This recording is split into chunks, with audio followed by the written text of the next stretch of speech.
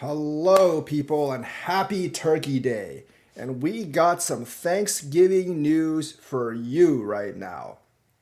First of all, Vechain and BCG, which is Boston Consulting Group, they formed a new sustainable transformation with blockchain biospheres. This is a hot new project, and it's a groundbreaking collaboration that's aimed to redefining corporate sustainability initiatives. Now, this stuff all is going to take quite a while for it to have any effect, and I'm not really sure if it'll have any effect on price. It's good for the VeChain Foundation, and I think it eventually will be good for VeChain.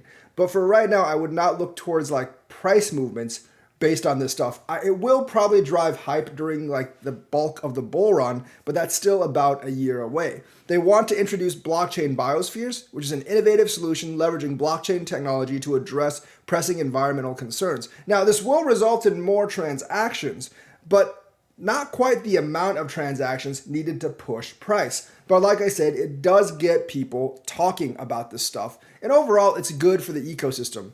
This marks a transformative application of blockchain beyond its traditional association with cryptocurrencies.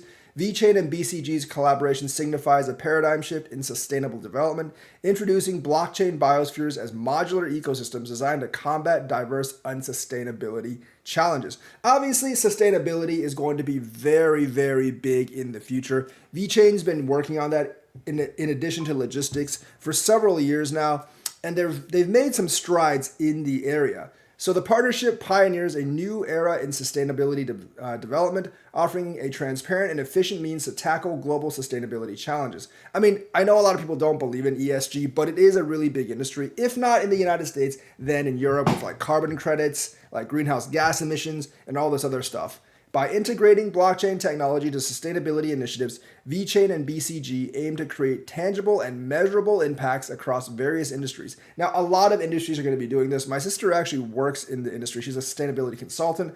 I don't think she actually has ever heard of VeChain, but the sphere of influence on this ESG stuff is growing, especially outside the United States. And since VeChain's market is mainly outside the United States, it sets them up well to take over part of this market.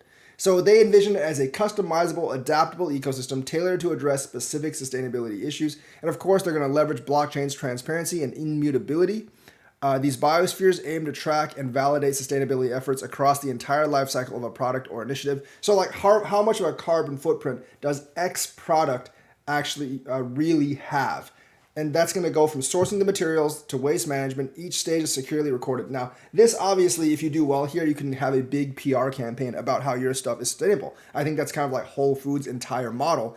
All their food is sustainable, even though it costs 3 times as much. That's why people are willing to buy that stuff. I'm not willing to buy that stuff personally for that much money, but I know there are people that are willing to buy Whole Foods for their organic turkey, which is probably almost the same as the organic turkey over at Walmart, but it costs 3 times as much. It's a great business model for people that want to market this angle. They're going to be collaborative platforms, and VeChain is going to be the blockchain partner powering all of this, which means there can be a lot of transactions in the blockchain, but it would take a lot of these actual transactions to really affect price all that much. So it's going to be like agriculture, fashion, and energy, and other industries as well. In agriculture, biospheres can ensure fair trade practices, minimize food waste. Food waste is actually a big problem in the United States because I think like Americans throw out like 40% of the food they buy or something dumb like that. And in the fashion industry, the biosphere can trace material origins, monitor production processes, and verifiable sustainable practices. So obviously, like, pretty cool thing for VeChain. It's a big collaboration. It's going to take several years to come about, but we'll have to see what this does. Hopefully people get talking about it in the next bull run, and that's really what I'm hoping for these type of partnerships, that people talk about it, generate some hype during the bull run, and that's how we'll actually make our money as investors based on this stuff. Obviously the DeFi stuff and the TVL is going to be, I think, like more directly important, but this stuff could actually play a role. In other news, Hedera's Saucerswap 2.0 seems to be rallying a lot of trust. And that's a very, very good thing because the one thing Hedera is missing is like an active, thriving ecosystem and a lot of TVL. When the article I read was actually written, it had about $10 million in TVL. Now it has almost $40 million in TVL. And that's with HBAR not increasing in price all that much. So people are locking more money into Hedera Hashgraph, which is a very, very good thing for HBAR, obviously. So the thing is, like, I do believe they can get to several hundred million TVL and then maybe get into the billions TVL if they play these cards right. I think they have to focus more on their DeFi ecosystem because, right now Hedera is getting to maybe like over 1,000 TPS consistent on their chain, and it's still not moving price. So like I said before, I don't think that TPS is ever really going to move price no matter how high it gets. And because remember, like, people are talking about millions of TPS, but after that initial 5 to 800 TPS on their first partnership, they just haven't really grown the TPS nearly as much. And I think like each individual partnership will be very incremental rather than exponential in terms of TPS.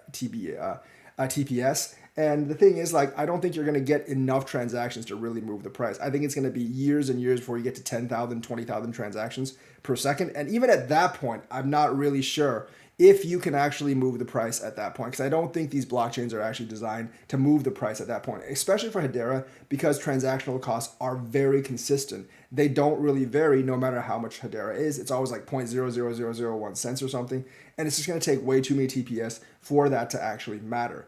However, the business on the chain might actually get more people to lock more money into their DeFi, and that's where the real value comes in for investors.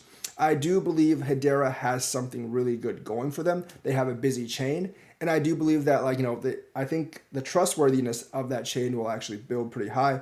And if you look at Hedera, like with smart contracts and all that stuff, their chain does work very fast and efficient. And in a bull run, that's the main thing that matters. Your chain has to be fast, it has to be efficient, it has to have smart contracts, finality, all that stuff.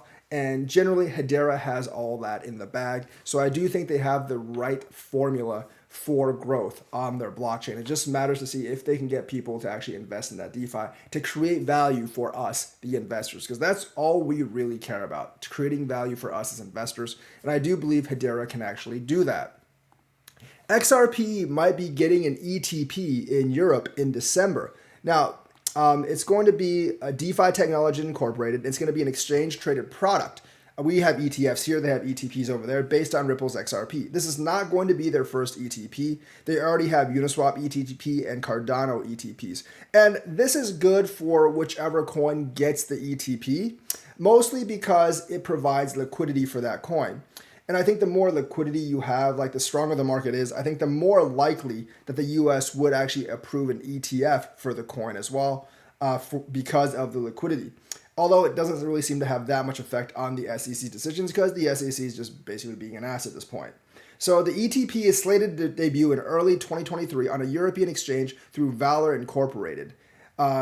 DeFi subsidiary catering to growing demand among European investors for diverse cryptocurrency exposure. So over there in Europe, people are trying to get more diverse cryptocurrency exposure. It's just not Bitcoin. It's not just Ethereum. And besides, this company also has like Bitcoin Zero and Ethereum Zero, which are both fully hedged and offered without management fees.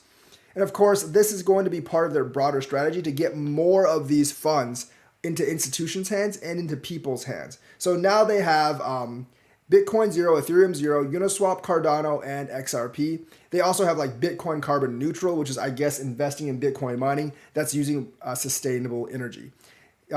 He also underscored the appeal of XRP for its use in facilitating quick and cost-effective international transactions via RippleNet. So the thing is, like, they're getting a lot of the ETPs in Europe, and I think eventually America is going to have to fall in line with the stuff that they're actually doing in Europe, because I think American investors are going to demand these big altcoins like XRP, like Solana, like Cardano, like Uniswap. And once they get up to like several tens of billions, hundreds of billions in market cap, people will know that these are like really, really big assets on the market that they don't have access to. And I think they're going to demand it. And eventually, Congress is going to allow this. So this is very good for XRP, but very good for the broader market as well. I hope they stuff more of these funds into their portfolio. And I think other companies will take a page from them, because other companies do not want to be left behind in this crypto market. Otherwise, they're going to be losing out on a lot of money. So the XRP ETP in Europe, very, very good news for the crypto investing community.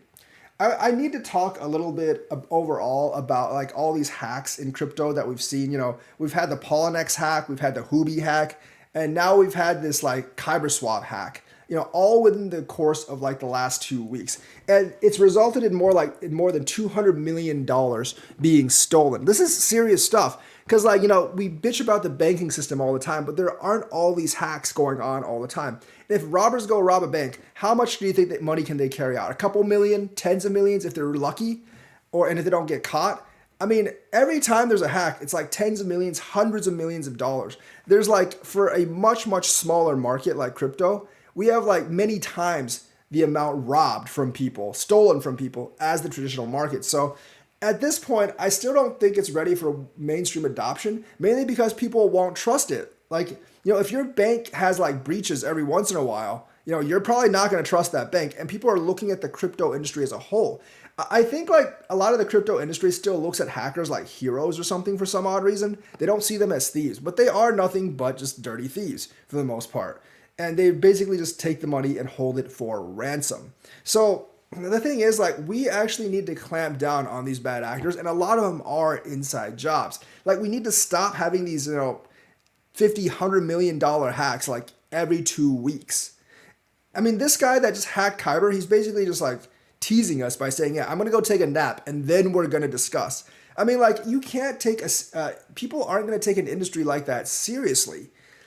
You've got to stop having people's funds stolen. And, some of you are arguing like, oh, if you're not on a CEX, if you're on a DEX, you're fine. KyberSwap proves differently. Whether it's bridges or the actual DEX itself getting hacked, whether it's an inside job or not, we really need to clamp down on this. We need the feds to go after them. We need to stop making so many deals with these hackers to get like, oh, it's, if you give it back to us, we'll let you keep 10% of it. No, no, no, no, no, no. When a bank robber robs a bank, which is the same thing to me as like these guys hacking these networks and taking people's money. When a bank robber robs a bank, the feds aren't like, you know what, why don't you just give that money back and we'll give you 10% of the money. We need to just start treating these guys like bank robbers. We need to go after them and we need to throw them in jail to make an example. Because as long as this stuff is happening, people are not going to take it seriously. And it's a big, big hindrance to the widespread adoption of crypto. So let me know what you think. That's the news for today. Like and subscribe, hit that bell notifications button. Thank you and have a nice day.